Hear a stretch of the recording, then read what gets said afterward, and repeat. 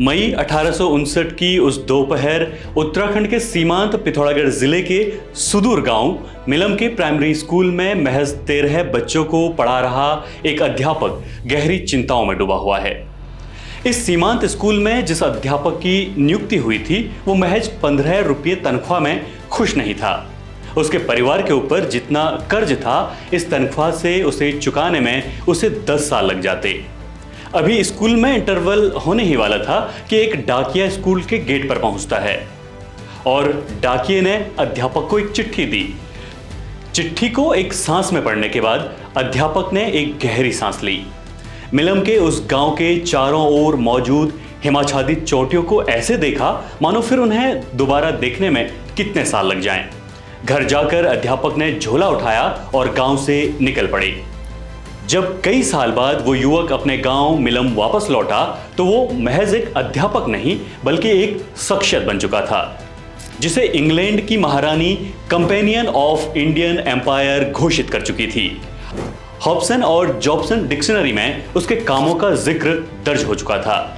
उसे पंडितों का पंडित की उपाधि मिल चुकी थी और इतना ही नहीं बल्कि ब्रिटेन की रॉयल ज्योग्राफिकल सोसाइटी ने उसे लंदन में विक्टोरिया मेडल से सम्मानित भी किया, तो साथ में उसे 24 कैरेट सोने की घड़ी भी उपहार में दी गई।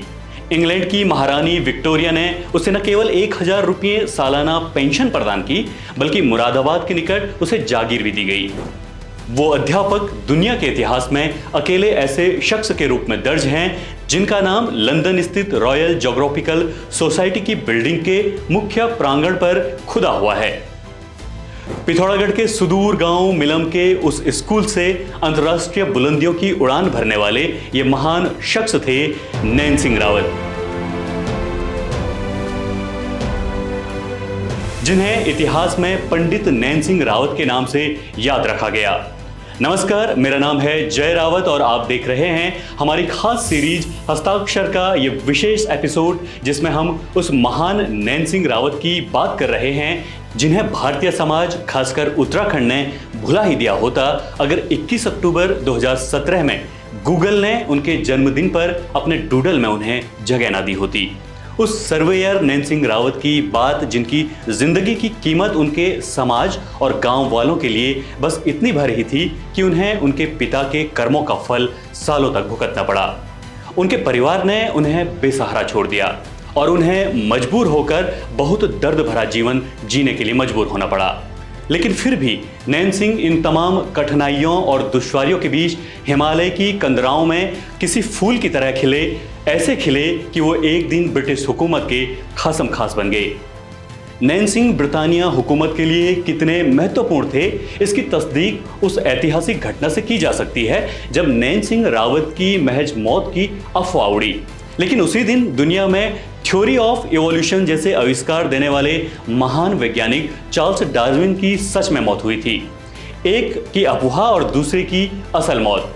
फर्क तो देखिए, 1882 में नैन सिंह की महज मौत की अफवाह से पूरी अंग्रेज सत्ता सदमे में आ गई। ऐसा सदमा कि उनकी मौत की खबर ब्रिटेन, फ्रांस और अमेरिका के अखबारों में पहले पेज की लीड बनी और महान वैज्ञानिक चार्ल्स डार्विन की मौत की खबर अखबारों के भीतरी पेजों पर उनको जगह मिली। उस समय लंदन में द टाइम्स मैगजीन ने अपने 15 मार्च 1882 के अंक में the great Pandit dead heading से खबर प्रकाशित की थी।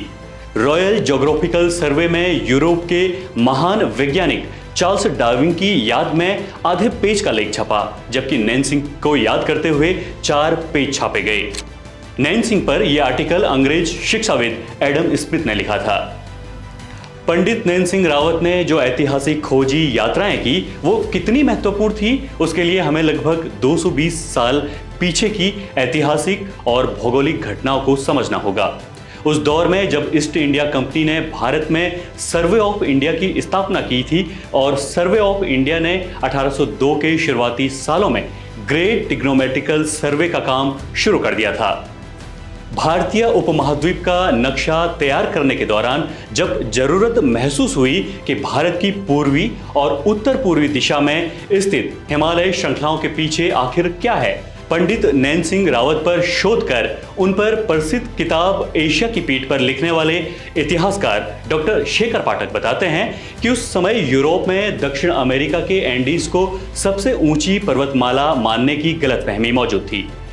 जब सन 1809-10 में सर्वेयर वेब रैपर और कार्ल बुरक द्वारा 25,000 फीट से ऊंचे पर्वतों को हिमालय के भौगोलिक वास्तविकता के रूप में स्वीकारा और दुनिया के सामने प्रस्तुत किया, तो अधिकांश देशों को इस पर विश्वास नहीं हुआ। उधर सन 1860 के आसपास तक उत्तर में तिब्बत बॉर्डर से दक्षिण में श्रीलंका तक का संपूर्ण क्षेत्र का सर्वे किया जा चुका था। इस सर्वे की सबसे बड़ी उपलब्धि 1852 में माउंट एवरेस्ट की ऊंचाई का पता लगाना भी रहा। हालांकि इससे पहले वेब ने 1819 में कुमाऊं के नक्शे में नंदा देवी शिखर को पॉइंट 14 के रूप में दर्ज कर लिया था। उसकी ऊंचाई 25,645 फीट बताई गई थी और उन्होंने अपनी टिप्पणी में नंदा देवी के नाम का भी उल्लेख किया था। इन तमाम पर्वतों का सर्वे करने के बाद जब जरूरत महसूस हुई कि हिमालय की दूसरी तरफ का भी सर्वे किया जाए, इसमें कई अंग्रेज सर्वेयरों ने प्रयास किए, लेकिन उन्हें तिब्बती सेना ने पकड़कर मौत के घाट उतार दिया। ऐसे में सर्वे ऑफ इंडिया के सर्वेयर टीजी मॉन्टगोमरी ने इसका समाधान निकाला कि यह काम सिर्फ ऐसा भारतीय कर सकता है जो हिमालय का बाशिंदा हो, वो तिब्बती भाषा जानता हो और उसकी शक्ल सूरत उनकी तरह ही दिखती हो। ऐसा कोई साहसिक और खोजी हिमालयी रहवासी मिले तो बात बने। अंग्रेजों ने जब ऐसे इंसान को तलाश करने की कवायद शुरू की तो व्यापारियों और तीर्थ यात्रियों के रूप में तिब्बत जाने वाले कुमाऊं के जौहार घाटी के निवासी अंततः इस काम के लिए सर्वाधिक उपयुक्त पाए गए। वहां भेजने के लिए जो स्थानीय लोग तलाशे गए उन्हें पंडित या मुंशी नाम दिया गया। उन्हें सर्वे करने, तिब्बती पहनावे, भाषा, नामों का प्रयोग करना, उन्हें गुप्त जेबें और उनमें डायरी या उपकरणों को छुपाए ओम मणि पद में हुम का माला जाप करने का प्रशिक्षण देकर अत्यंत परंपरागत बनाया गया। इस टीम में सबसे तेज और प्रभावशाली थे नैन सिंह रावत। नैन सिंह रावत को इस नए अभियान का प्रथम तथा प्रमुख पुरुष बनने का सौभाग्य मिला था। नैन सिंह रावत 21 अक्टूबर 1830 को उत्तराखंड के कुमाऊं मंडल के जौहार घाटी के एक गांव भटकुड़ा में जन्मे थे। भटकुड़ा पंचाचूली पर्वतमाला की पश्चिमी ढलान में गौरी नदी की बाईं तरफ नदी से बहुत ऊपर स्थित है। यह गांव आज भी मुनस्यारी से दिखाई देता है। हालांकि भटकुड़ा गांव नैन सिंह का अपना गांव नहीं था। उनका मूल गांव मिलम था, जहां से उनके परिवार को कई साल पहले निकाल दिया गया था। उनके परिवार के गांव बदर होने की कहानी भी रोचक और त्रासद दोनों हैं।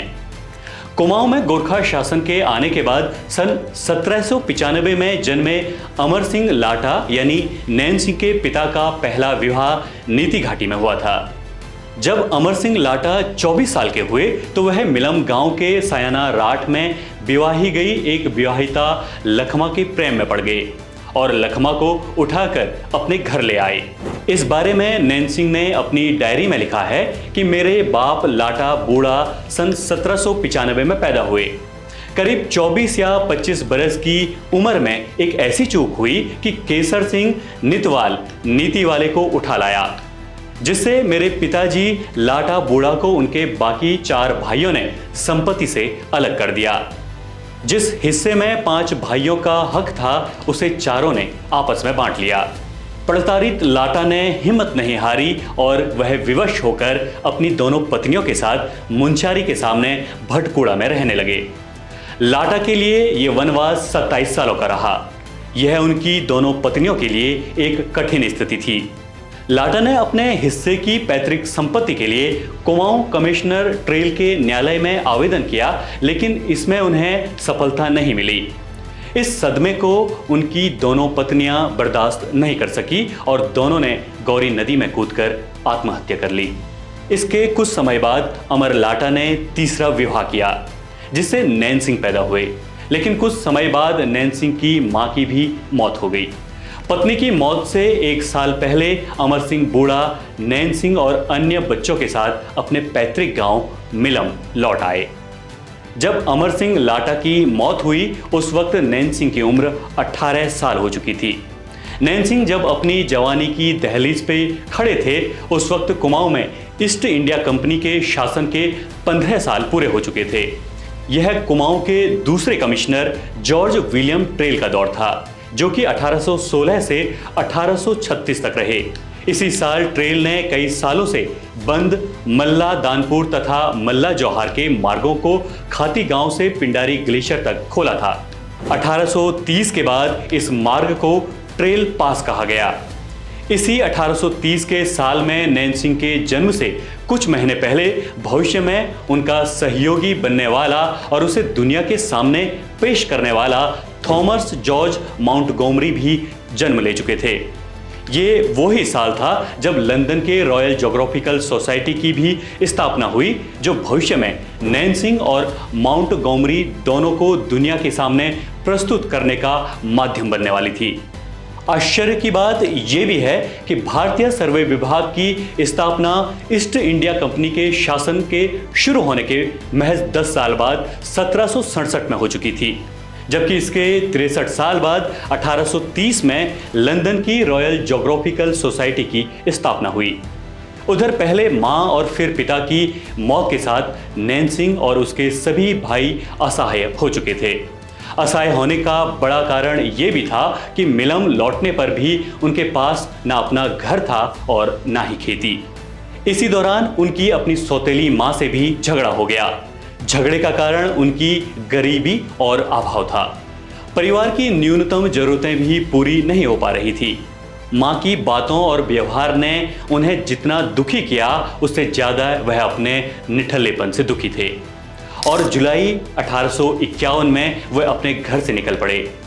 अपनी डायरी में नैन सिंह रावत लिखते हैं, कमाई तो कुछ थी नहीं, सिर्फ उधार लेकर पेट भरने का काम था। एक रोज मेरी सौतेली माँ ने मुझे कुछ काम के लिए आज्ञा दी। मैंने उनका कहा तो ना माना, बल्कि नाराज होकर 1851 ईस्वी के जुलाई महीने में मिलम से निकल पड़ा।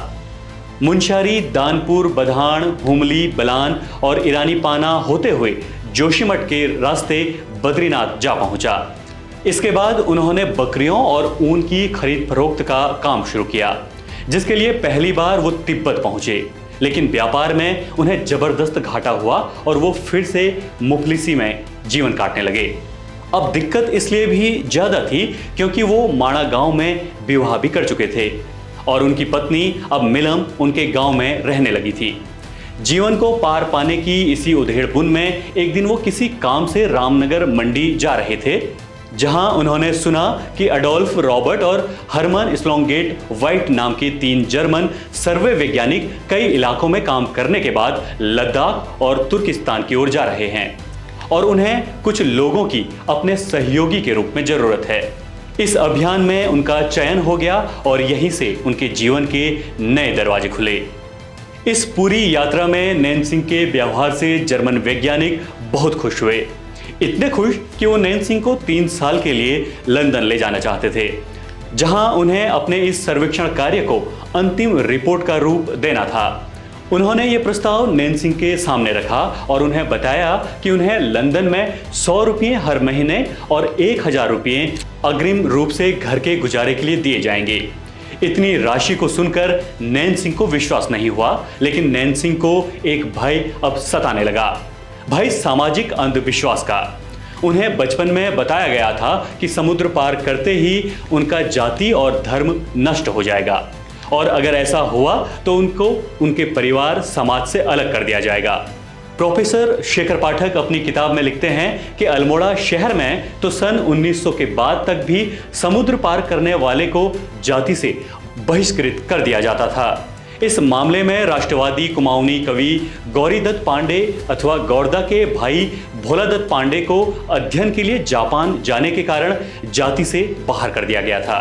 फिर गोबर, गोमूत्र और गंगा जल से नहाने के बाद भी उन्हें जाति में शामिल नहीं किया गया। नैन सिंह एक बार अपने समाज से बहिष्कृत होने का दंश झेल चुके थे। इसी भय के चलते नैन सिंह रावत वहां से भाग गए। उनके भाग जाने से उनका जीवन सुधरने का ये पहला मौका वहीं समाप्त हो गया। हालांकि अपनी यात्राओं में अंग्रेज अफसरों और अन्य भारतीय साथियों से उन्होंने साक्षर होने का शुरुआती पाठ सीख लिया था। बाद में जब कुमाऊं में प्राथमिक स्कूल खुले तो एक स्कूल में उन्हें टीचर की नौकरी मिल गई, लेकिन समस्या अब भी मौजूद थी। असल में वहां पर उन्हें महज 15 रुपये तनख्वाह मिलने थे, जबकि उनका परिवार बड़ा था और परिवार पर कर्ज उससे भी बड़ा। एक दिन अपनी इसी समस्या को लेकर वे शिक्षा अधिकारी कर्नल एडम स्मिथ से मिलने गए। स्मिथ ने उन्हें सलाह दी कि उनकी तनख्वाह तो नहीं बढ़ सकती, लेकिन वो चाहें तो देहरादून जाकर ग्रेट ट्रिग्नोमेट्रिकल सर्वे कार्यालय में नौकरी कर सकते हैं, जहां उन्हें 40 रुपये हर महीने मिलेंगे। लेकिन प्रशिक्षण के बाद उन्हें सर्वे के लिए हिमालय के पार तिब्बत जाना होगा। इस बार नैनसिंह रावत को यह प्रस्ताव ठीक लगा और वो देहरादून के लिए चल दिए। इस बार उनके साथ उनका भाई मानी सिंह भी था, जो बाद में मानी कंपास के नाम से प्रसिद्ध हुए। हमने पहले भी बताया था कि ये वो दौर था जब ईस्ट इंडिया कंपनी की नई सर्वेक्षण नीति के लिए कैप्टन माउंटगोमरी और कर्नल जेम्स वॉकर ने तय किया था कि तिब्बत तथा सेंट्रल एशिया के क्षेत्रों के सर्वे के लिए भारतीय मूल के सर्वेयरों को प्रशिक्षण दिया जाए, क्योंकि इन क्षेत्रों में अंग्रेजों के प्रवेश पर कठोर प्रतिबंध था। उधर देहरादून पहुंचने के बाद नैनसिंह को 2 साल तक ट्रेनिंग दी गई। जासूसी के लिए विभिन्न तरीके, भेष बदलना और जानकारी छुपाने के तरीके भी उन्हें सिखाए गए। तारों से दिशा और सेक्सटेंस, कंपास जैसे औजार भी चलाना उन्होंने जल्दी सीख लिए। बताते हैं कि सर्वेयर नैनसिंह रावत को एक माला भी दी गई थी। 100 कदम पूरा करते ही ये सर्वेयर माला का एक दाना आगे खिसका देते, यानी 100 दानों की माला का फेरा पूरा होते ही नैनसिंह 10,000 कदम चलकर ठीक 5 मील की दूरी तय करते थे। किसी जगह की ऊंचाई खौलते पानी के तापमान से निकालनी होती थी।